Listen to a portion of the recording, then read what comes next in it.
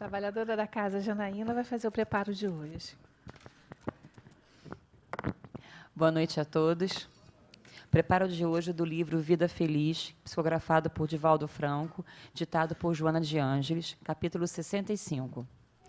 Nem tanto ao mar, nem tanto à terra, ensina a filosofia popular. Isto é um convite ao comedimento, a uma posição sem extremismos. Toda vez que te apaixonas e tomas uma postura exagerada, cometes os mesmos erros que censuras nas outras pessoas. O meio termo em matéria de discussão é uma situação ideal. Não por comodidade ou por medo, mas porque desconheces a questão na profundidade que exige. Um comportamento equilibrado se revela nos momentos em que são tomadas as decisões e assumidas as posturas.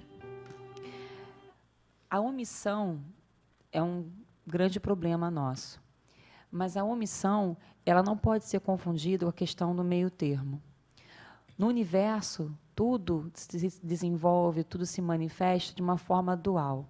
Então, existem os extremos, mas os extremos eles existem para que nós possamos ter o conhecimento justamente do outro. Como poderíamos conhecer verdadeiramente o que significa a bondade se não tivéssemos o conhecimento em relação à maldade? Como conseguiríamos compreender o que significa, como é que posso enxergar o preto se não consigo enxergar também o branco? Então, os extremos eles existem, sim, para que possamos conhecer cada um deles. Mas isso não significa que nossas atitudes têm que ser extremistas, porque, na verdade, em qualquer situação, sempre existem pelo menos dois pontos de vista.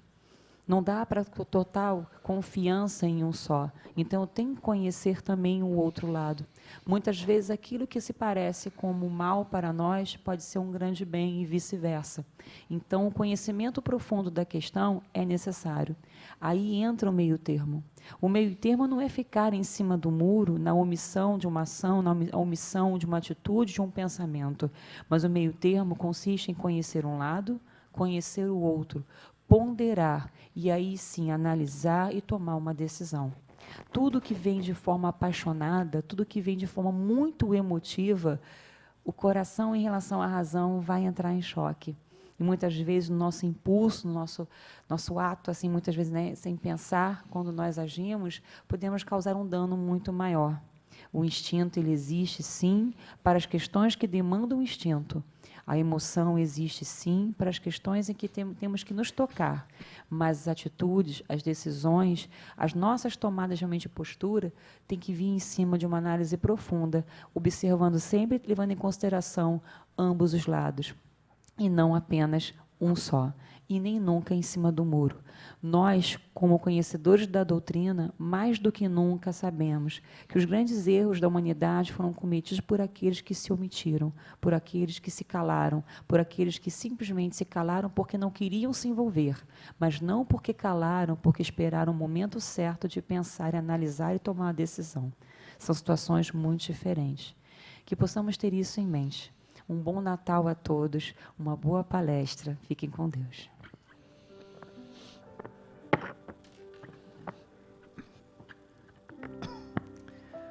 Obrigado, Senhor, pela oportunidade de estarmos juntos essa tarde, vibrando contigo, nos ligando a Ti, nos preparando, Senhor, para vivenciar esse Natal.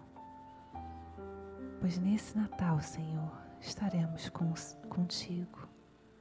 Assim pedimos para que nossa veneranda Joana de Ângeles envolva o Paulo Nagai, que preparou os estudos para dividir com a gente, que possamos todos abrir o nosso coração e as nossas mentes, criando discernimento e alimentando o que necessitamos através do conhecimento. Obrigado, Senhor. Graças a Deus.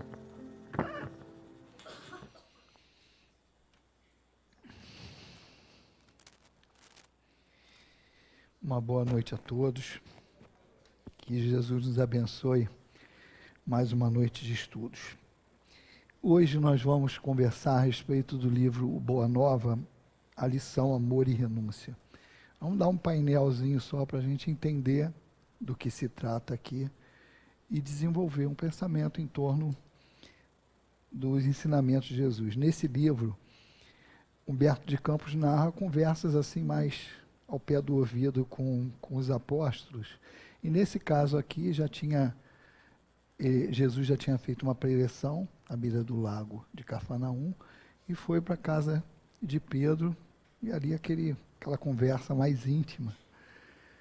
Simão começou a levantar um questionamento para ele sobre o primeiro milagre que Jesus fez. Transformou água em vinho. Então vamos fazer o seguinte, como Kardec, lá na Gênese, os milagres do Evangelho. Ele começa falando assim, se realmente houve isso, as explicações são essas. Manipulação fluídica. É possível? Sim. Mas se houve, ele parte desse princípio. Se realmente houve, tem várias explicações para isso. Tem até o sentido da pessoa estar com aquela condição psíquica e ela sentir aquilo da mesma maneira que o pessoal com água fluidificada às vezes sente o gosto do remédio. Isso é uma opção, e a outra é manipulação mesmo. Transformar, porque ele conhece e poderia ter transformado. Mas esse não é o ponto-chave do desenvolvimento que o Humberto de Campos quer dar aqui na narrativa. Mas simplesmente a gente parte desse princípio e por cautela também, se realmente houve. E aí, qual o questionamento de Simão aqui? Ele ficou meio assim, e acho que ele faria a mesma pergunta que qualquer um de nós faríamos. Ele falou assim, pô, peraí, o troço não está batendo alguma coisa. Pô, não era uma festa mundana? Isso na cabeça do Simão. Não era uma festa mundana? Pô, por que tu foi lá? Eu estou falando com essa intimidade toda, mas que ele não falou assim não, tá? Mas vamos para cortar o negócio. Pô, por que tu foi transformar água em vinho? Para nego encher a cara, ficar bêbado aí? Isso ele fala, tá?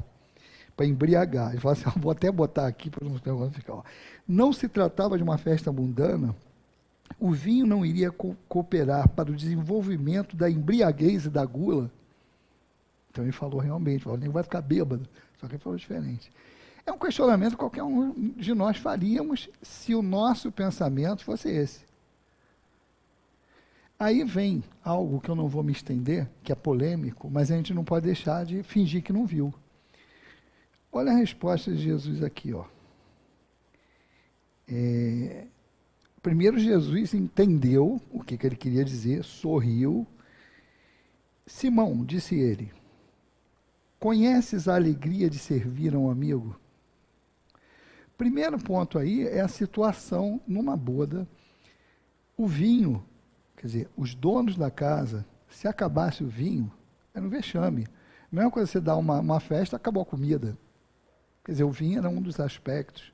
Se acabasse a comida também, ia ser mó mico. O cara vai dar uma festa de casamento lá e acabou. Os convidados não têm mais nada o que comer ou o que beber. Então, isso era um ponto de honra. E Maria pediu a Jesus, falou assim, olha, acabou o vinho lá, cara. Faz alguma coisa. E ele pegou, até na interpretação de Humberto de Campos, falou assim, olha, ainda não é meu momento, a gente não tem nada com isso, mas vou fazer. Por causa da gravidade da situação que ele ia expor os donos da casa. E aqui ele até fala assim, pô, provavelmente seria um conhecido deles, de Maria e tal, para estar lá. Então seria assim, fazer um favor a um amigo. E olha outro negócio interessante aqui. Isso ainda não justifica o fato dele ter transformado água em vinho, se o pensamento fosse esse de Simão. Pô, para nego encher a cara aí, vai se embriagar, por que tu fez isso? Olha a resposta de Jesus. Ele segue assim, ó. As bodas de Canaã foram um símbolo da nossa união na terra. O vinho ali foi bem o da alegria com que desejo selar a existência do reino de Deus nos corações. Ou seja, pega um copo de vinho e vai brindar alguma coisa. Não era para nego encher a cara. Olha a diferença. A diferença é o objetivo que está te levando a beber. O problema da bebida é você beber e sair de si. O problema da bebida é você beber em quantidade que prejudica o organismo.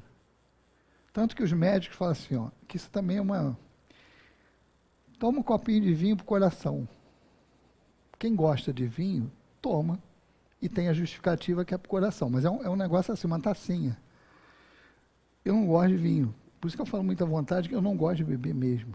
Eu bebi quando era novo, mas não desenvolvi esse gosto. Não tem gosto. Eu acho ruim. Ruim. Ruim mesmo. Não é problema de... não é nada disso. Eu acho ruim. E aquela mesma substância que faz bem para o coração, eu falei isso com um cardiologista lá do centro, um amigo meu, o Mário. Eu falei, Mário, peraí, mas eu não gosto de vinho. Ele falou, não, mas não precisa tomar suco de uva, porque essa substância que faz bom ao coração está no suco de uva, não está no álcool. Eu falei, ótimo. Aí bebe aquele suco de uva mesmo, tinto, que é o mesmo efeito. É a mesma substância. Então não é desculpa para beber. E mesmo assim é um copo. Na ceia tinha pão e vinho. O problema não é o vinho em si. O problema é o que você faz com ele. Se for aqui, ele chamou a atenção, é o vinho da alegria. É no copinho para você brindar. Agora, para encher a cara, qualquer coisa que você beba faz mal. E reparem outro negócio que ele falou assim. Quando ele falou, transformou aquilo, você vai incentivar o negócio a se embriagar e a gula. Ou seja, não é só bebida em excesso que faz mal. Qualquer coisa em excesso faz mal. A gula também não é um daqueles pecados capitais. Mas comer faz mal. Tu tenta comer, porque saco vazio não para em pé. O problema é o excesso que se imprime a qualquer coisa.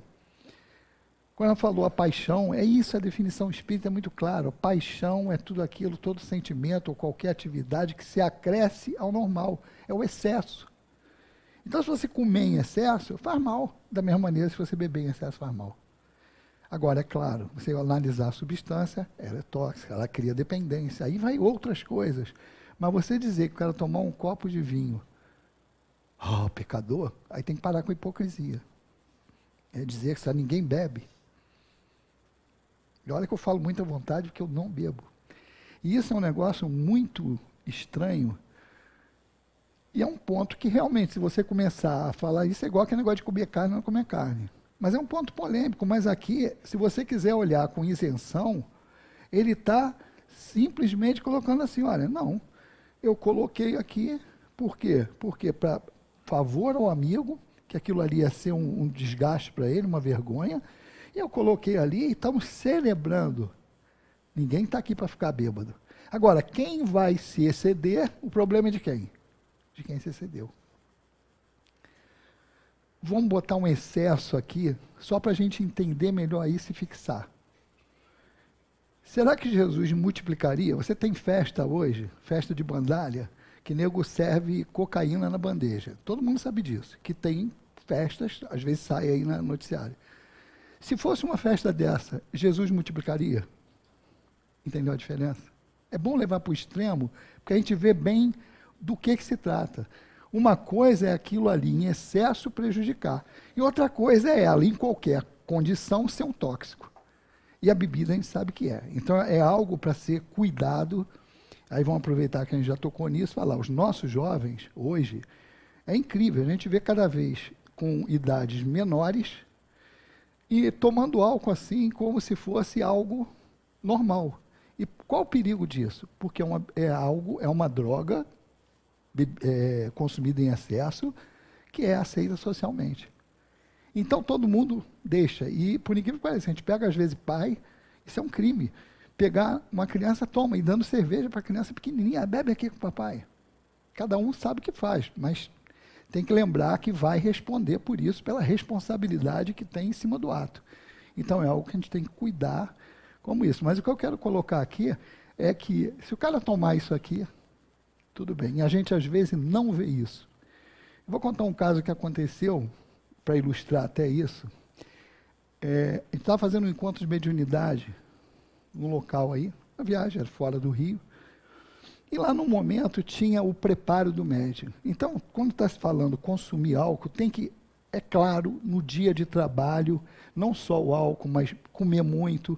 Então, isso está à parte, e é algo que o médium tem que ter consciência disso, e a pessoa que vem tomar passe também, não é para ingerir quantidade nenhuma. Mas estamos falando daquele negócio, do aspecto moral do negócio. Então, nessa situação, a gente estava analisando isso, e falou assim, olha, um dos pontos que a espiritualidade usa para tirar o médium do trabalho é tipo assim, o cara que come fora de casa, no dia dos trabalhos, o espírito influencia, o cara esquece e come carne. A gente falava assim, olha, vai com vergonha para o trabalho, mas vai, se esqueceu. Porque é melhor estar aqui dentro do que estar lá fora. Porque senão ele vai fazer tu esquecer todo dia e tu não vem mais ao trabalho. E depois que tu faltou 1, 2 vezes, para voltar, é horrível. Então, esse aspecto é técnico. Vem, que aí o dirigente do trabalho vai falar assim, você não vai poder dar passe, senta ali, fica no canto. Beleza. E a gente falou assim também, e às vezes a pessoa esquece como toma um copo. Às vezes o cara no trabalho toma um copo de cerveja, vamos dizer assim. Mesma coisa, vem com vergonha, mas vem. Não se entrega, fala assim, não vou no trabalho. Rapaz, eu estava assim mesmo, e lá no fundo estava o presidente do centro, que tinha levado a gente a fazer esse encontro lá. Quando eu falei isso, ele botou a mão na cabeça e sentou. Ninguém estava vendo ele, só eu. Aí eu falei, caramba, vem coisa aí. Me levantaram 2 senhoras lá, que depois eu fui saber que eram aquelas carolas do centro. Ué, mas ele consumiu álcool, como é que vai vir da passe? Eu falei, não, nós estamos falando, não, que o cara bebeu por querer, ele esqueceu e bebeu, uma coisa, não é intenção. E vem, mas ela começou a falar isso, não, mas ele tomou. Eu falei, então tá, vamos lá. Aí tinha umas meninas que estavam fazendo medicina. Vem cá, nós produzimos álcool no nosso organismo? Produz. Eu vou pedir ajuda aos universitários para quebrar o clima e tudo. Produz, sabe quantos por cento? Ah, não. Não, mas não tem problema, fala qualquer coisa que ninguém sabe mesmo, aquele negócio assim, levando mais light, mas para chegar. Ou seja, o álcool a gente já tem. A produção, no metabolismo e tal. Aí falando assim, então a gente já tem, então o problema é a quantidade, isso não vai afetar. Não, mas ele bebeu. Eu falei, tá legal, então vamos pensar o seguinte. Quando a gente faz fofoca, a gente vem da passe? Quando a gente puxa o tapete de alguém no trabalho, a gente vem da passe? Quando a gente faz mal a alguém, a gente vem da passe? Quando você reclama do político, xinga a tua mulher, o patrão, tu vem da passe? Aí a mulher sentou. As duas sentaram. É o entendimento que tem que ter. Porque olha só, é a intenção que está na cabeça. Aí fui chamando Paulo, Jesus, todo mundo. Ó, não é o que entra pela boca, é o que sai. Túmulos brancos, caiados por fora e podre por dentro. E tecnicamente, se ela consumiu, por exemplo, uma carne, que carne toda, ninguém cria polêmica quando fala carne. O espírito vai lá, dilui aquilo ali e pode até botar ela para trabalhar. Mas se você está fazendo mal à pessoa, não tem espírito que tire aquele pensamento da tua cabeça. Dá para entender a diferença entre você estar fazendo fofoca, falando mal do outro, xingando todo mundo, está aborrecida, está com ódio dentro do coração. Não tem ninguém que tire, porque você está produzindo aquele fluido. E alguma coisa material você tira. Então isso é só para a gente dar uma ideia de como a gente fica muito preso ainda por resquício do passado, esse atavismo, que é muito mais fácil a gente cumprir as coisas materiais do que as morais. Então a gente cobra a moral. A material que a pessoa pode ver. Mas você não cobra a moral, porque ninguém viu. Ninguém viu fazer aquilo, então passa. Então, isso aí também não é alvo daqui, vamos passar. Qual é a ideia de Jesus aqui? O título da página é Amor e Renúncia. Então, primeiro ele já colocou ali, olha só, eu fiz isso pensando no bem-estar dele. E amar é isso, até no dicionário terrestre. Amar é querer o bem do outro. E geralmente a gente, quando fala ama, a gente quer o outro. Muito diferente. A gente quer o outro, diz que o outro é meu. A gente fala assim, eu te amo, dizendo, tu é meu. Ou minha. A gente fala isso para o outro. E amar é tu olhar para o outro. E aí você vai encaixando, como Jesus falou, o maior dos mandamentos, amar a Deus sobre todas as coisas e o próximo como a si mesmo. E o que é amar ao próximo? É fazer a ele tudo aquilo que você queria para você. Ou seja, o melhor para o outro. E aí entra a renúncia depois que a gente vai ver. Mas primeiro ele está colocando ali o seguinte, é fazer o bem ao outro. E aí ele vai seguindo na argumentação Ele primeiro fala assim, Jesus fala para Simão assim, a gente tem que aprender a santificar o bem que nós fazemos ao outro. Dar mais valor ao bem que eu posso proporcionar ao outro, por menor que seja, uma alegria mínima. E aí a gente lembra sempre de uma música que não é nem espírita, mas que lá na obra social, lá Leon Denis, que é lá na Malher, lá no início, para pegar a atenção dos assistidos, que eles iam, tinha todo o atendimento material e assistia um estudo. Cantava umas músicas antes para pegar a concentração. Isso é um artifício que todo mundo usa. E era uma música, se não me engano, até católica. E tinha um pedaço lá, pode ficar tranquilo que eu não vou cantar, que a letra fala assim, ó, fica sempre um cheiro de perfume nas mãos que oferecem rosas, na mão que sabe ser generosa. Ou seja, se eu estou fazendo bem para você, o primeiro beneficiado sou eu. É o que ele fala, fica o perfume do bem, o bem-estar. E aí Simão, meio cabreiro, vira para ele assim, mas está legal, e quando eles reagem com ingratidão? Tá legal, vou fazer o bem para os caras, mas os caras não estão nem aí, não liga, não percebeu. Aí ele vai falando realmente os argumentos, que fala assim, não, mas não interessa. O bem que você fez, não interessa se ele não agradeceu, se ele não notou, aquilo fica contigo. Ninguém pode mudar. É igual a responsabilidade. Você vê que as coisas, o pensamento espírita, ele suporta a gente em todas as situações da vida. É igual no trabalho. O cara quer arrumar o local para o outro, vai ter auditoria, o cara arruma todo, não, meu amigo, espera aí, esquece, apaga tudo. Quem que trabalha aqui? 8 horas por dia, você. Você está mais aqui do que está em casa. Então, a gente tem que cuidar do lugar para quem? Para mim, cara, não é para inglês ver, não é para o cara que vai vir uma vez na vida, outra na morte, tu sair correndo, limpar tudo, para o cara ver. Perdeu uma boa oportunidade de ter corrigido os erros que a gente está fazendo. Quando eu trabalhava em indústria farmacêutica, eu tinha auditoria interna, o cara encontrava comigo no corredor, Paulinho, ó, amanhã tem auditoria lá. Eu falei, tá legal. E eu continuava andando, fazendo o que eu ia fazer. Ué, tu não vai lá avisar eles não? Eu falei, não é auditoria. Eu quero que você vá lá e o que tiver errado você indica. E foi assim que eles foram tomando consciência de que tu tem que fazer para você. E o que você desenvolve para você, ninguém tira. Aí é aquele negócio do tesouro que ninguém rouba, que a ferrugem não corrói, que o ladrão não leva, aquelas coisas todas. Porque é a tua responsabilidade. Então, se eu faço aquilo para mim, nesse sentido, eu estou fazendo porque eu sei que aquilo é o correto. Eu não estou fazendo por tua causa. Eu estou fazendo porque eu me sinto bem assim. E aí, meu amigo, não tem dinheiro que pague isso. Porque pode tirar tudo, menos a dignidade que você tem no trabalho. Então, é mais ou menos por aí. A gente tem que construir, então, o quê? A certeza de que eu fazendo isso, eu estou me beneficiando, porque a gente ainda faz com custo e benefício, não adianta. A gente tem que fazer alguma coisa que a gente saiba que o lucro é nosso. E fazer o bem é isso. Fazer o bem não interessa a quem, é isso mesmo. A gente tem que ter certeza e firmeza, por isso que a doutrina espírita ela dá esse suporte. Ele não aceitou o bem que eu fiz, ele não retribuiu, não ficou agradecido, o problema é dele. Então, quem comete, os espíritos falam isso. E a ingratidão, o problema é de quem cometeu a ingratidão. Você fez o que tinha que fazer? Fiz, então o problema não é meu. Eu vou cumprir a minha parte. É igual esse negócio de mudar o mundo. A gente começa mudando o mundo por aonde?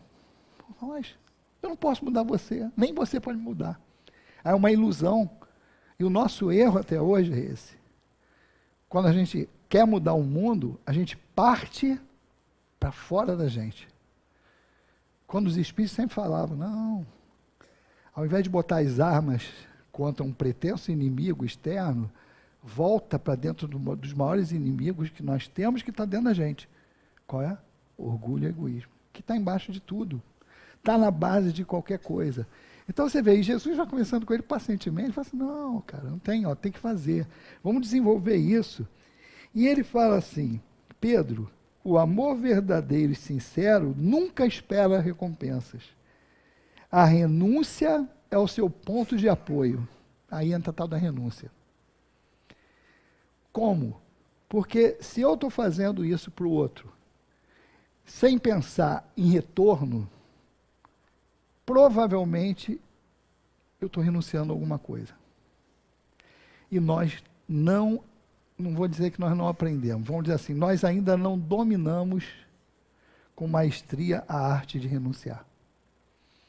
E ele vai tocando aqui em pontos, assim, ele leva para um ponto, ele vai chegar na família. Ele vai chegar até na família, que é algo que a gente vê. Criar um filho. O que a gente sempre escuta? Eu não estou criando para mim. A gente está criando para quem? Para o mundo. Só que às vezes a gente segura tanto, quer dar o que a gente chama de amor, mas na verdade a gente está pegajoso, grudento e segurando. Quando o amor, liberta, solta. É muito difícil? É, porque a gente tem afeição. Aí você pegar e ir largando aquilo, algo que você gosta e que está na tua mão, e você vai ter que soltar. Para nós pais, ou a gente solta por bem ou solta por mal. O mal aí, solta a força. Porque amanhã ou depois vai chegar uma situação que essa pessoa vai sair do nosso convívio íntimo, no sentido material. Porque, por exemplo, um filho casa, sai. E às vezes a gente fica querendo reter. Porque a gente ainda tem a ideia que amar é ficar grudado, grudento ali, igual velcro. Não é. Amar é deixar, é olhar, ver voando lá, ó. Mas saber que o sentimento existe. Então talvez seja por isso. A gente trabalha muito mais a posse do que o sentimento. Então a gente segura mais na posse. E não na certeza do sentimento. Porque se a gente tiver a certeza do sentimento, nós não vamos nos sentir largados e não vamos sentir que estamos perdendo o outro. Não é assim com o namoro também? Vamos lembrar aí, o pessoal mais experiente, lembrar lá nessa época do namoro. Quando você não tem certeza que esse vínculo está firme, dá uma insegurança. Mas quando você tem certeza dessa relação, relaxa, acalma. E é isso. A gente tem que aprender a raciocinar assim. E ele ainda fala assim, quando agora da ingratidão, ele ainda fala assim para o Simão, olha só, nem que, ele já tinha falado que era para, se o cara não entendesse, ou não agradecesse, não tem problema, eu tenho que ver o meu lado. Mas ainda vai mais longe, ele fala assim, ó, nem que todos eles se voltassem contra nós, não reconhecessem, não fizessem nada, aquele bem que a gente fez vai estar lá eternamente. Olha só. Nem que todos eles se voltassem contra mim. Um dia, eles iam olhar para aquele ato e reconhecer que aquilo era um bem. Ninguém vai apagar isso. Então não tem como. Ele vai levando. É a alegria de dar. Desenvolver a alegria de dar, às vezes é uma questão de só meditar. Em mesa de atendimento a desencarnado, às vezes o cara fica achando que ele é o pior cara do mundo. E quem domina eles no plano espiritual faz eles entenderem, você não tem jeito, você é ruim mesmo, você não vai poder ser bom, aquilo lá está muito distante de você. E às vezes até magnetiza pela forma, mantendo eles com forma animalesca e tudo. Mas é magnetização, o cara fica com medo de tentar, ele não se acha capaz. Ele desenvolve no outro o sentimento de menos-valia. Então você às vezes diz, não, eu não posso, mas você já fez o bem.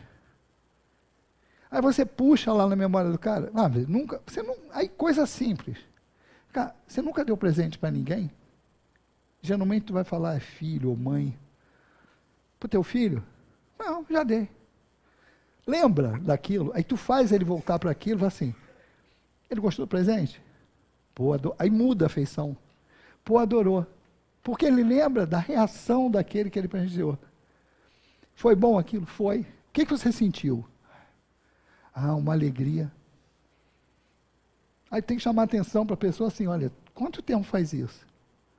10 anos. A alegria ainda está aí. Porque você recorda aquilo, aí você, lembra porque o outro ficou satisfeito ali no momento e você fez, você deu algo consciente para o outro, coisinha besta, foi um presente material. Mas aí o cara se descobre capaz de fazer o bem, uma coisa simples. Ele fala, não, eu posso. E tu tem que convencer. Aí se vira para convencer ele que ele pode fazer o bem. Porque se ele se convencer disso, ele se reforma. Porque ninguém gosta de sofrer. Ninguém gosta, ninguém é maluco. Ninguém gosta de sofrer. A gente, se souber o caminho, se a gente vê a luz no final do túnel, a gente vai sair. A gente não é bobo. Nós não nascemos para isso, é antinatural. Quem gosta de sofrer está com algum problema, tem que procurar o médico. Porque o natural é não fazer isso. Então, qual foi a colocação de Jesus em cima dele? Trabalhando em cima dele, realmente isso. Ó. O importante é você fazer. Porque você fazendo, independente da reação do outro, você está construindo a tua felicidade. Eu não estou botando a felicidade minha na tua mão, para você me agradecer o bem que você fez. Ah, se você não agradeceu, eu vou ficar triste. Ah, coitadinho, ninguém me agradeceu, eu fiz o bem, ninguém notou. Não. Eu não posso ser tão frágil assim de botar a minha felicidade na tua mão. Não é isso que a gente está fazendo quando estou esperando uma reação do outro? Eu estou botando a minha felicidade, meu bom humor, na mão do outro.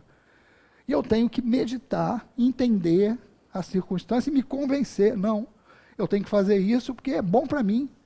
Eu estou mais forte. Eu fico mais firme quando estou dentro da lei. E é isso. Renunciar, como é que nós vamos colocar isso sem ficar meio esquisito? A gente sempre fala assim, a nossa vida, a encarnação, é para a gente progredir. E o nosso progresso está sempre ligado a opções. A gente sempre escuta isso. Né? Na encarnação, a gente está aqui, a gente sempre faz opções. E as opções que a gente tem, se a gente botar no crivo, resumindo assim, ou tu cumpre a lei, ou você tem o benefício. Geralmente é isso. Você cai em opção que você fala assim, pô, mas se eu cumprir a lei, eu vou tomar um prejuízo. Ou eu pego, esqueço a lei e vou ter um benefício aqui, geralmente é material. O que ele fala aqui é justamente isso. Você tem que, a renúncia é essa. Qual o preço que eu pago para cumprir a lei? Eu vou ter que estar abdicando de alguma coisa. De alguma vantagem eu vou ter que estar liberando. Então, nós sempre caímos nisso. E nós ainda não estamos com essa opção pelo bem automatizada. Automatizada, que eu estou falando assim, não no automatismo, é automatismo decorrente da naturalidade com que a gente começa a fazer isso. Se eu tanto opto por aquilo ali, e opto com consciência, eu vou fazer aquilo ali sem sentir que estou fazendo. É a mesma coisa. O que é que a gente vê hoje no noticiário? O cara esqueceu, troço simples, esqueceu uma carteira dentro de um táxi. O cara vai lá e vai numa emissora de rádio, na televisão, entrega. O que acontece? É herói. No meu tempo era obrigação. No meu tempo de guria, escutar meu pai falar, ó, se aparecer aqui em casa com alguma coisa de alguém, tá lascado. Mas por quê? Direito, propriedade, é do outro, não é teu. Então, isso é natural, o indivíduo tem que fazer isso por obrigação. E a obrigação virou um ponto fora da curva. Porque não existe. O cara faz o que é obrigado a fazer e a gente trata como se aquilo fosse. E não é. Então a gente tem que voltar a fazer isso, treinar para que isso saia naturalmente. E cumprir a lei volte a ser obrigação na nossa cabeça. Fala, a gente escuta isso nos ambientes de trabalho, até na família, às vezes, pessoas que não têm o mesmo pensamento que a gente. Quando você fala tipo assim, não, vou botar meu imposto de renda, que está chegando aí. Meu imposto de renda, não, tudo legal. Tem um recibinho aqui? Não, vou botar. Isso é bom, todo mundo faz. A palavra mágica é essa, todo mundo faz. E se a gente não tiver isso firme, a gente vai fazer igual todo mundo. Mas ser igual a todo mundo não quer dizer que isso é certo. Isso é normal. Normalidade é uma coisa, naturalidade é outra. O indivíduo não nasceu para fazer isso. Mas todo mundo fala, faz, vira normal aquilo. É normal em referência a outro. Mas qual a referência que a gente quer? A referência que a gente tem é o Cristo. E é isso que ele passa para Simão. Ele fala assim, olha, temos que abdicar de alguma coisa. A renúncia e o amor, eles andam juntos, porque a renúncia suporta, dá suporte ao amor e vice-versa. Porque eu não consigo agir desprendidamente sem ter que renunciar a alguma coisa. Eu tenho que renunciar. E essa renúncia tem que ser consciente, e é isso que ele fala. E aí ele coloca em termos de construção do reino dos céus. Então ele fala assim, eu tenho uma família. Olha onde Jesus leva para exatamente bater no sentimento de quem está escutando ele. Pô, tu ama o teu familiar. Aí tu fala assim, olha, às vezes nós temos que se desprender da família terrena em benefício do reino de Deus, da família espiritual. E é isso que ele quer falar. Quantos de nós aqui não escuta isso? Leva a cama para o centro. O pessoal que está de crachá aí, eu duvido, se não escutou, é porque não está vindo ao centro com a frequência normal. Porque o que a gente escuta é assim, não vai levar a cama não? Depois de tanto tempo já não falam mais, que sabe que não adianta, e até vem junto. Mas é isso, porque a família cobra. E aí os espíritos falam, vem cá, próximo, mais próximo, tem que cuidar? Tem. Aí é outra polêmica que nós não vamos entrar. Porque quem não quer vir a mais trabalhos, fala que tem que cuidar do próximo, mais próximo e fica em casa. E o outro fala assim, não, mas é a família universal, e larga a família em casa. Então tem justificativa por dois lados, e como ela falou no início, os extremos são sempre errados, né? No extremo ou no outro. Então tem que pegar, não é, como bem ela falou, não é ficar em cima do muro, mas é o caminho do meio do bom senso, assim, olha, eu não posso largar lá e nem deixar de vir aqui. Então começa a fazer um meio termo ali. Não deixar a família, cuidar da família, mas também não usar um com desculpa para escapar do outro. Porque tem gente também que quer largar as malas que deixou em casa e bota desculpa em vir trabalhar no centro. E a Mano fala, não adianta. Vocês pegaram as malas da maneira que vocês deixaram na outra encarnação. Ou seja, se largar ela nessa, vai pegar na outra da mesma maneira que largou. Então se vira com as malinhas que tem. Quer dizer, a gente está falando mala na condição brincadeira, claro. Mas é essa a questão. A gente tem um compromisso, a gente sabe que tem. Mas tem que cuidar das duas áreas. Mas é interessante, quando ele coloca essa posição, ele dá o exemplo. E para a gente encerrar exatamente com o exemplo de Jesus, a renúncia que Jesus fez na vinda dele para a Terra, é um negócio muito interessante, que nós antigamente, quando não éramos espíritas, ou nessa encarnação e em outra, a gente sempre guardava qual imagem de Jesus? Do crucificado. A gente sempre valorizou mais, a humanidade valoriza mais o Cristo morto do que o Cristo vivo. Isso é que é interessante. Cara, ele morreu. Mas por que que nego valoriza isso? Porque reza a lenda que ele morreu para nos salvar. Então, pecados passados, presentes e futuros. Gente que nem nasceu, porque na crença que a gente tinha antigamente no cristianismo e no catolicismo e nas outras, fora o espiritismo, é que a alma é criada no momento do corpo. Então ele morreu, é um troço bem complicado entender isso, né? Porque ele morreu e livrou dos pecados de alguém que nasceu e que não sabia nem que pecado ia cometer. Quer dizer, é mercado futuro mesmo. Isso aí é um negócio interessante. Ele cobriu todos os pecados. A morte dele pagou pecadinho, pecadão, super pecado, pecado do universo, pagou tudo, todo.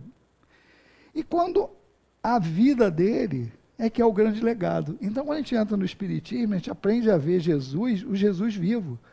A pregação de Jesus, a vida de Jesus, o exemplo de Jesus. É aquele cara que não mandou só as regras, não. Porque a gente fala, falar é fácil, difícil é fazer. Não, ele veio e mostrou como faz. E a vida dele, o final, e é isso que Humberto de Campos faz no final, exatamente naquele momento extremo, depois de ele ter feito tudo o que fez, em termos de exemplos para nós, ele dá o último exemplo. E ele fala assim, ó, Jesus, entretanto, ensina as criaturas nessa hora suprema, que é a hora do Calvário, a excelsa virtude de retirar-se com a solidão dos homens, mas com a proteção de Deus.